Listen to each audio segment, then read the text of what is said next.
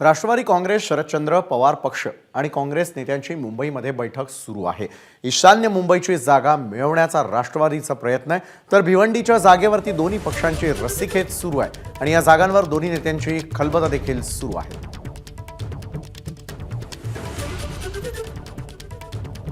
सांगली हा पारंपरिक काँग्रेस मतदारसंघ राहिलेला आहे, जिथं स्वर्गीय वसंतदादा पाटील आणि त्यांच्या परंपरा ती आहे, अनेक वर्ष प्रतिनिधित्व केलेलं आहे। त्यामुळे आमचा तो आग्रह आहे की सांगली ही काँग्रेसलाच मिळाली पाहिजे।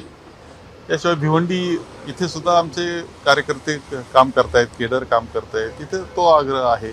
असे 2-3 एक विषय आहेत की ज्याच्यावर चर्चा होणं आहे, यापेक्षा जादा काही नाही। आणि ते पारंपरिक आमचे आहेत, सातत्यानं काँग्रेस तिथे लढलेली आहे, ते आम्हाला मिळावेत यासाठी चर्चा करतो आहोत आम्ही। आणि अधिक माहिती घेणार आहोत याच संदर्भामध्ये आपले प्रतिनिधी निलेश बुधावले आपल्यासोबत जोडले गेले आहेत। निलेश, राष्ट्रवादी काँग्रेस, शरदचंद्र पवार पक्ष आणि काँग्रेस नेत्यांची मुंबईमधली बैठक जी आहे त्यामध्ये आतापर्यंत असलेले तिढे जे आहेत ते सोडवण्यामध्ये यश येणार का?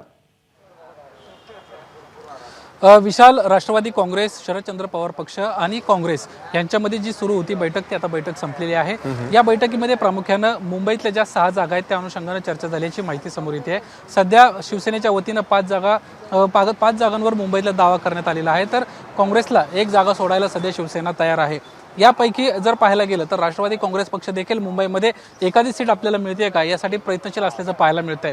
सध्या भिवंडीच्या लोकसभा मतदारसंघावरून प्रचंड प्रमाणामध्ये वाद सुरू असल्याचं पाहायला मिळतंय, कारण हा मतदारसंघ जो आहे तो काँग्रेससाठी प्रामुख्याने सोडला जातो। मात्र यंदा या मतदारसंघावर राष्ट्रवादीनं हक्क या ठिकाणी केलेला आहे आणि आम्हाला ही जागा मिळावी अशा पद्धतीची त्यांची मागणी आहे। ही मागणी जर काँग्रेसला ही जागा हवी असेल तर त्यांना मुंबईतली आम्हाला त्यांच्या वाटेची 1 जागा द्यावी अशा पद्धतीचा प्रस्ताव, अशा पद्धतीची चर्चा या राष्ट्रवादी आणि शिवसेनेच्या बैठकीमध्ये झाल्याची माहिती, राष्ट्रवादी आणि काँग्रेसच्या बैठकीमध्ये झाल्याची माहिती आता समोर येताना पाहायला मिळत आहे। त्यामुळं या बैठकीच्या अनुषंगानं काही तोडगा निघालाय का हे पाहणं महत्त्वाचं राहणार आहे, कारण भिवंडीला जे इच्छुक उमेदवार आहेत काँग्रेसच्या नक्कीच धन्यवाद निलेश, आपण दिलेल्या या सविस्तर माहितीसाठी।